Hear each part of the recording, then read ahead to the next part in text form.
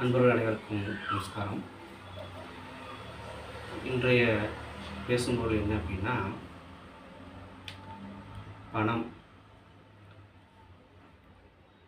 பொருள், வஸ்து, வாகனம்னு சொல்லுவாங்க. அதுதான் இது.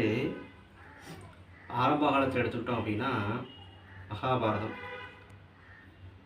மகாபாரதத்தை நம்ம எடுத்துக்கிட்டோம் அப்படின்னா நான் சொல்லக்கூடிய பொருளை வைத்து தான் அந்த பொருளாலே என்ன ஆகிடுது அப்படின்னா, அந்த குடும்பமானது, அரச குடும்பமானது 4 திசையை நோக்கி போயிடுது. அதே போல் இன்றைய காலகட்டத்தில் எடுத்துக்கிட்டோம் அப்படின்னா, பொதுவாக இந்த பிரபஞ்சம் எதனால் இயக்கம் அப்படின்னா, இந்த பஞ்சபூதம் சொல்லக்கூடிய இந்த பக்கம் எடுத்துக்கோமா, இது வந்து நிலம், இது ஒரு பூதம். நிலத்துக்கு மேலே இருக்கக்கூடிய நீர் ஒரு பூதம். நீருக்கு மேலே இருக்கக்கூடிய பகுதி அக்னி, அது ஒரு பூதம். அதுக்கு அடுத்து எடுத்துக்கிட்டோம்னா காற்றுங்கிற ஒரு பூதம். அப்புறம் ஆகாய பூதம். இப்போ இந்த பூதங்கள் தான் இந்த பிரபஞ்சத்தை இயக்கிறது. இந்த பிரபஞ்சத்தில் இருக்கக்கூடிய அனைத்து ஜீவராசிகளும் அங்கே இயங்கிட்டு இருக்குது.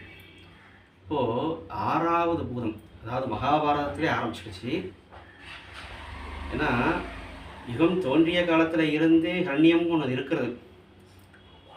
அப்போது எப்படி மகாபாரத கதை நம்ம சொல்கிறோம்ல, அந்த குடும்பங்களானது எப்படி பிரிந்ததோ அதே போல் இப்போ என்ன ஆகிறதுனா, இந்த 6வது பூதங்கிறது ஒரு மிக வேல்யூ அதிகமான ஒரு பவருடையாக ஆயிடுச்சு.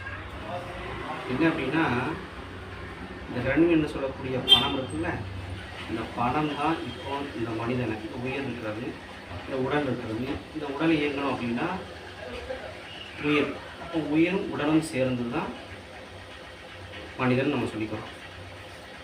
அப்போ என்ன ஆகாது அப்படின்னா, இதை இயக்கணும்ல, இதை இயக்கிறதுக்கு இப்போ என்ன ஆகிடுது அப்படின்னா, கட்டாயமாக பணம் தேவைப்படுது. என்ன ஆகிடுது அப்படின்னா, அதனால் என்ன ஆகுதுன்னா, இந்த பணத்திற்காக ஒவ்வொரு பேரும் இந்த பற்று பாசம் அப்படிங்கிறதெல்லாம் என்ன ஆகிடுதுன்னா அப்படியே பிரிய ஆரம்பிச்சு. அப்போ இந்த பணத்தால் என்ன ஆகுறது அப்படின்னா, இந்த குடும்பங்கள் பூரா பல தேசங்களை நோக்கி போக ஆரம்பிச்சிருச்சு. அப்போ அப்பா அம்மா ஒரு பக்கம் இருக்கிறாங்க, குழந்தைகள் ஒரு பக்கம் இருக்கிறாங்க. இந்த மாதிரி சூழல் ஆகிடுது இப்போ உள்ள காலகட்டங்களில். இப்படி மகாபாரத கதை நம்ம கதையில் பார்த்தோமோ, அதெல்லாம் இப்போ நிகழ்காலத்தில் நம்ம மனிதனுடைய நம்ம வாழ்க்கை